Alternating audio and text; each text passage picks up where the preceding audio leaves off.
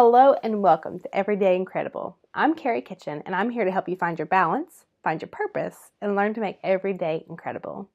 Go ahead and click subscribe so you don't miss out on any upcoming content from us.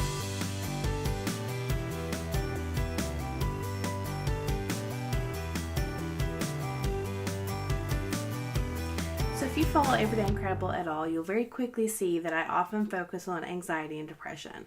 Partly that's because I'm a therapist and that's what I do, but also because that is such a common struggle. It's something that so many of us have struggled with at one point or another, and it's hard to talk about because you're always worried about what somebody else is going to think or what somebody else is going to say to you or just others not understanding.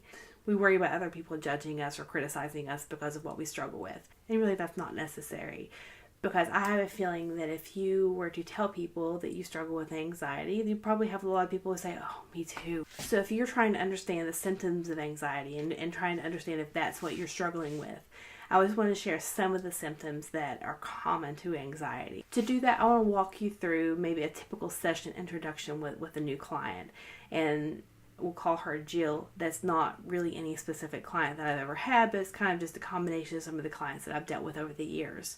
So if Jill comes in, she sits down in the office and we're going through the new client paperwork, the policies, all the disclaimers, all of that information. I can see that she's tense. She's sitting in her posture is tense. She might be having shallow breathing where she looks like she's holding her breath, and occasionally she'll take a deeper breath just to kind of compensate. She'll tell me that she's been easily agitated and she's irritable with people around her, that she worries about every little thing. She tells me that she's exhausted and that she feels isolated, she feels alone, and she's losing hope. She even confides with me that she feels like she's going crazy because her emotions are so jumbled. She has trouble making sense of what she even thinks or feels because she feels one thing but believes something else. She's anxious and growing more depressed and hopeless by the day. So if you have ever felt those symptoms, you know what Jill feels like. You know that it's a very overwhelming experience. What typically happens when I'm working with a new patient is we'll go through the diagnostic assessment and I'll probably call out different symptoms that she might be dealing with to ask her yes or no. At first, it might be discouraging for clients to have to answer yes to so many of the symptoms that are listed. But something I really like to point out is that if those symptoms are there, it's because so many other people have experienced those things too. And the purpose in saying that is not to minimize the symptoms, but it can be really helpful to know you're not the only one. You're not the only person that deals with those things, and they are treatable.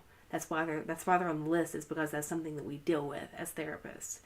But it's important to know that if you're dealing with anxiety symptoms, anxiety is a very treatable condition. It's something that you can have lots of progress with, and there are many ways to address that. But the isolation that's created by anxiety and depression is one of the biggest parts of it, because that isolation and not talking to other people about those symptoms, it keeps you kind of trapped by them. It kind of keeps you trapped by that experience. If you don't feel like you can talk to anybody who understands, it can really complicate those symptoms. I can also tell you that one of the biggest challenges that I've recognized in my clients overcoming anxiety and depression both is lack of accountability. I can't follow my clients home to make sure they implement the things we talk about in session. So if the things that are discussed in sessions are never implemented, they're never used, there's not going to be a whole lot of progress. But having a good support group to check in with can really make those things that they've learned in session and those realizations that they've experienced in session be much more effective. As always, I want to remind you that you can find a wonderful group of ladies at Everyday Incredible Ladies Finding Christ-Centered Life Balance on Facebook. It is a group that's open to anyone who wants to join, and I encourage you to come and share in the discussion there with us. And for those who are interested in digging a little deeper, we actually have a group called Digging Deeper, and that is a premium membership group for those who are really serious and dedicated and motivated to become prayer warriors and view your lives through that lens that is God's Word. And to be able to really dig deep in putting your spiritual armor on, not just playing dress up, but really putting that armor on and learning to pray in the Spirit and learning to approach every situation in your life from that attitude, from the attitude of God's truth, and to be able to find that kind of Christ-centered life balance. Look forward to seeing you in the groups, and again, hit like and subscribe, and you won't miss out on anything from Everyday Incredible. As always, remember there are opportunities every day to make every day incredible.